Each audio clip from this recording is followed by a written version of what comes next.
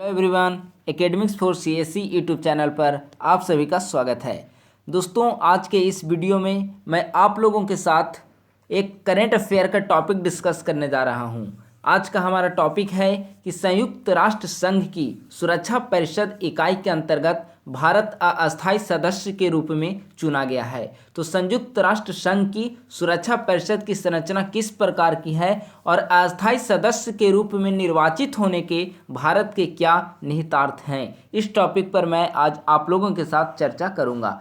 तो दोस्तों, सबसे पहले देखते हैं कि संयुक्त राष्ट्र संघ की संरचना किस प्रकार की है, यानी कि यूएनओ। देखिए, यूएनओ के 5 अंग होते हैं, ठीक है। पहला है जनरल असेंबली यानी कि महासभा, दूसरा सिक्योरिटी काउंसिल यानी सुरक्षा परिषद, तीसरा आर्थिक और सामाजिक परिषद, चौथा प्रन्यास परिषद यानी ट्रस्टीशिप काउंसिल, पांचवा अंतर्राष्ट्रीय न्यायालय और छठा जो है वह सचिवालय होता है जिसके हेड होते हैं महासचिव। तो कुल मिलाकर इसे 6 अंग आप कह सकते हैं, यानी कि यूएनओ के 6 अंग होते हैं और जिनमें से जो सबसे पावरफुल अंग है वह है सिक्योरिटी काउंसिल। सिक्योरिटी काउंसिल में 2 तरह के सदस्य होते हैं। 5 सदस्य जो होते हैं वह अस्थायी सदस्य होते हैं और 10 सदस्य जो होते हैं वे अस्थायी सदस्य होते हैं। 5 सदस्य जो अस्थायी होते हैं वे सदस्य हैं ब्रिटेन यानी कि UK, Britain, France, China, America और रसिया। ये 5 सदस्य संयुक्त राष्ट्र संघ की सुरक्षा परिषद के अस्थायी सदस्य हैं और इन्हें वीटो पावर की शक्ति प्राप्त है। वीटो पावर की शक्ति का मतलब हो गया कि अगर कोई प्रस्ताव संयुक्त राष्ट्र संघ में लाया जाता है और अगर इन 5 सदस्य देशों में से किसी भी एक सदस्य ने उस वीटो पावर का प्रयोग कर लिया, उस प्रस्ताव पर असहमति जता दी, तो वह प्रस्ताव संयुक्त राष्ट्र संघ में विचाराधीन नहीं होगा, यानी कि उस पर वोटिंग का कोई महत्व ही नहीं रह जाता है, वह प्रस्ताव स्वतः निरस्त हो जाती है। दूसरे सदस्य जो होते हैं वे अस्थायी मूड के होते हैं, वे अस्थायी सदस्य होते हैं।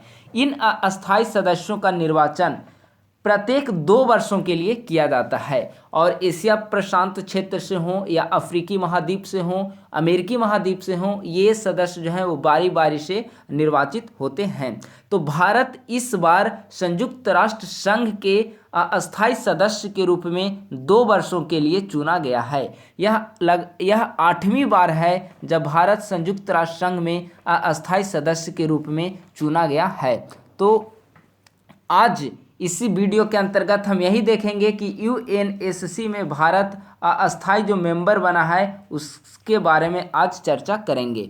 तो देखिए, भारत जो है वह 8वीं बार यूएनएससी का अस्थायी सदस्य बनेगा। इसकी जो कार्यकाल की जो अवधि होगी वो आज यानी कि 1 जनवरी 2021 से लेकर 2 वर्षों के लिए होगी इसकी अवधि, यानी कि वर्ष 2021 से वर्ष 2023 तक के लिए भारत यूएनएससी में अस्थायी सदस्य बना रहेगा। भारत की सदस्यता 1 जनवरी 2021 से प्रारंभ होगी। यह 8वीं बार है जब भारत अस्थायी सदस्य बनेगा और यूएन की तरफ से दी गई जानकारी के मुताबिक अगस्त 2021 में 1 महीने के लिए सुरक्षा परिषद का अध्यक्ष भी होगा, यानी कि भारत अगस्त 2021 में सुरक्षा परिषद की अध्यक्षता भी करेगा।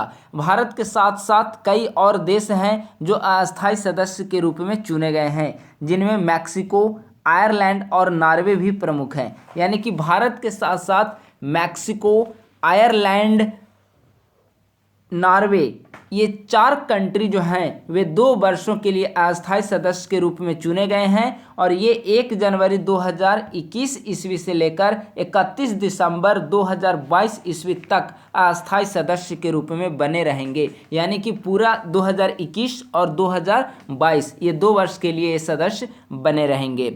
भारत यह 8वीं बार है जब भारत संयुक्त राष्ट्र संघ में सुरक्षा परिषद का अस्थायी सदस्य बना है। सबसे पहली बार 1950-51 में भारत अस्थायी सदस्य बना था। उसके बाद 1967, देखिए यहाँ पर दिया हुआ है 8 वर्ष जब कब अवसर आया जब भारत इसकी अस्थायी सदस्य बना। तो 1950 से कॉमन, उसके बाद 1967-68, फिर 1972-73, फिर 1977-78, फिर 1984-85, 1991-92, 2011-12 और अब 2021-22, यानी कि ये 8 बार जब है जब भारत यूएनएससी का अस्थायी सदस्य बना है। और एक महत्वपूर्ण तथ्य इसमें यह है कि भारत को टोटल संयुक्त राष्ट्र संघ में 192 सदस्य हैं, ठीक है। 192 सदस्य में से 182 सदस्यों का समर्थन प्राप्त हुआ है भारत को, यानी कि भारत एक काफ़ी ज़्यादा मतों के साथ अस्थायी सदस्य चुना गया है। और इसका एक बहुत बड़ा कारण है कि कोरोना फेज में भारत ने जिस तरीके से सॉफ्ट डिप्लोमेसी विश्व के विभिन्न देशों के साथ निभाई है, उसका परिणाम यह देखने को मिल रहा है कि ये काफ़ी अच्छे मत से भारत इसका सदस्य चुना गया है।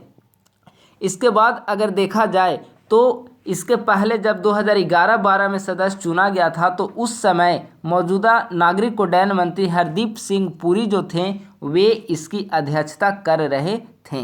तो कुल मिलाकर इसका जो महत्वपूर्ण फैक्ट्स है वह यह प्रीलिम्स और मेंस दोनों दृष्टि से काफ़ी महत्वपूर्ण हो जाता है। प्रीलिम्स में अगर आएगा तो कितने वर्षों के लिए चुना गया है, कितनी बार यह रह चुका है, कब आपको यहाँ से डेट याद कर लेना है। 1950 से कॉमन से लेकर 2011-12 तक वर्ष आपको याद रखना है। भारत के साथ साथ कौन कौन देश चुने गए हैं ये आपको याद रखना है और इसकी पूरी अवधि को याद रखना है। अब मेंस की दृष्टि से देखा जाए तो संयुक्त राष्ट्र सुरक्षा परिषद में सुधार यहाँ से एक महत्वपूर्ण बिंदु हो सकता है, क्योंकि भारत लगातार पिछले कई वर्षों से संयुक्त राष्ट्र संघ की सुरक्षा परिषद इकाई में सुधार का समर्थन करता रहा है। तो इसीलिए यह टॉपिक काफ़ी ज़्यादा महत्वपूर्ण हो जाता है आगामी परीक्षाओं के लिए। अगर हमारी ये वीडियो आपको पसंद आई हो तो लाइक, सब्सक्राइब और शेयर करना ना भूलें। अपने दोस्तों के साथ इसे आज ही शेयर करें और बने रहें हमारे academics for CSE YouTube channel पे। मैं शीघ्र ही एक नए टॉपिक के साथ आपके सामने उपस्थित होऊंगा। धन्यवाद।